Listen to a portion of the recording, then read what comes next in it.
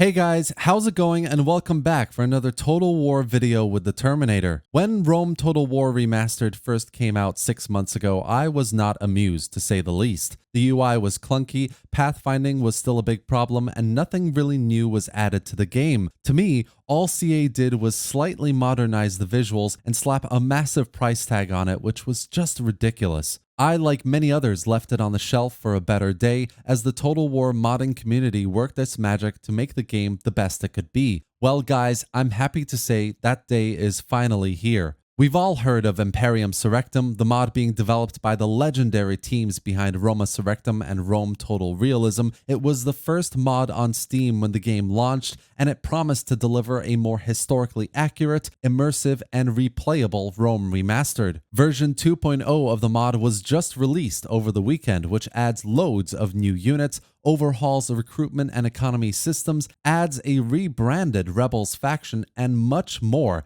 including expanding the campaign map. So in this video, I'll be spotlighting Imperium Surrectum, everything this mod does to both campaign and battle gameplay, and all the beautiful immersive elements to show you that this is the mod we've been waiting for, and with it, Rome Total War Remastered is finally worth playing. So let's get started. For me, the most important part of this mod is the changes to campaign gameplay, whether it's the complete renaming and overhauling of settlements across the map, or the brand new recruitment and economy systems. Everything in Imperium Surrectum screams campaign depth, immersion, and replayability. Take the Rebel faction, for example. I personally always felt like they were just kind of token settlements you can quickly take and expand out from, but now they are the free people, which feels a lot more like they are local tribes who will defend themselves to the last man against foreign invaders. At times, if provoked, they will attack you as well, meaning the AI here for this faction is a lot more aggressive, which is a brilliant thing to see. Another change is the recruitment system. As you expand, you'll be looking to retrain your units and get your armies back up to full strength, and to do that you'll need a barracks type building, as always. But with the new update, you'll have a choice of two types of military buildings. Either you go the allied way, which essentially means you've captured the settlement and you'll keep the populace as an ally, not forcing military life on anyone, giving the people some positive public order, or you build the annex building, basically forcing the recruitment on people, giving you your retraining and unit recruitment options, but of course at the cost of local public order and other penalties. These changes and many others like it are essentially trying to make expanding out more challenging in the early game.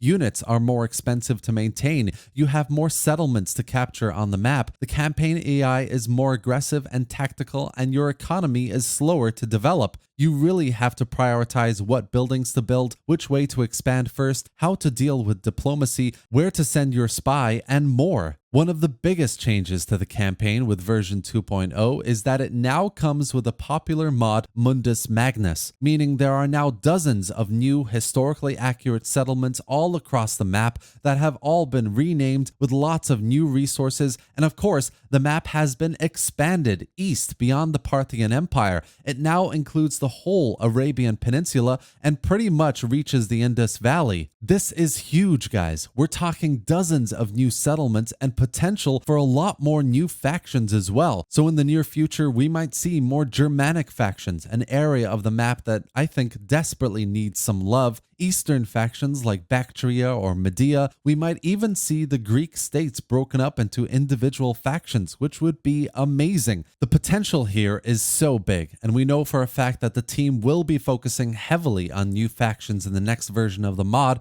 so lots to be excited for. Finally, from a campaign perspective, there are many changes that I will call minor here, but do add a lot to the game. Settlements can now have multiple temples, brand new unit rosters including dozens of new units, reskinned and ported over from Roma Surrectum 2, new trait systems for a more in-depth political and family experience ported over from Roma Surrectum 2 again, custom characters for various factions and governors for various cities, new faction descriptions, new scripts, and more, all to make the game feel more engaging, fun to play, and challenging. The other thing to talk about, of course, are the battles. Imperium Surrectum does a brilliant job of porting over the new units, expanding rosters for all factions, which in turn makes battles feel more immersive and engaging. They all just look so much better compared to vanilla, guys. One of the coolest additions to the roster has to be the massive Ballista, as you can see here, the pride and joy of the modding team. This baby was built from the ground up, I think, and really packs a punch when used against walls as well as enemy units,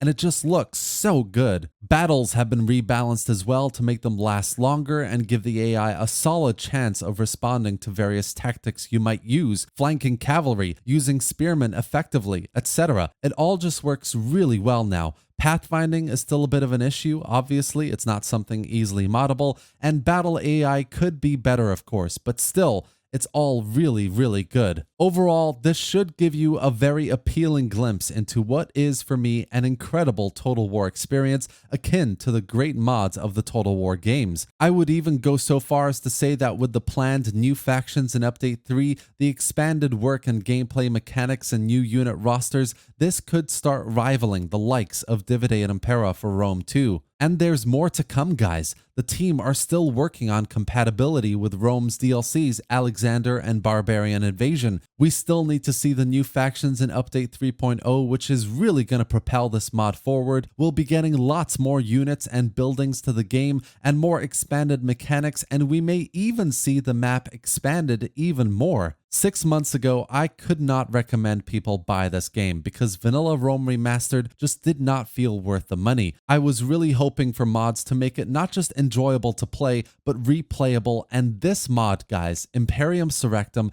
absolutely delivers that. So if you have the game but you've been waiting for a decent mod, this is it. If you've been thinking about getting the game but are put off by the reviews and the price tag, forget about the reviews, get the game on a Steam discount and download this mod because it is so worth it. And that's it for today, guys. Imperium Surrectum is an overhaul mod that makes Rome Remastered worth playing. Simple as that. I've tried my best here to show you some of the best new features that comes with the mod, how much it elevates the game into what it should be, and why you should absolutely get back into Rome Remastered just to play it with this glorious mod. Link to the Steam page is in the description below, and I've also included a link to the mod's Discord channel for regular updates, multiplayer battles, and campaigns, or if you want to feedback, I'm sure the team would really appreciate it. Hope you enjoyed this video, guys, and if you did, give it a like and drop any thoughts or questions in the comments section below. Subscribe for more Total War content, gameplay, and news, and thanks for watching, guys. I'll see you next time.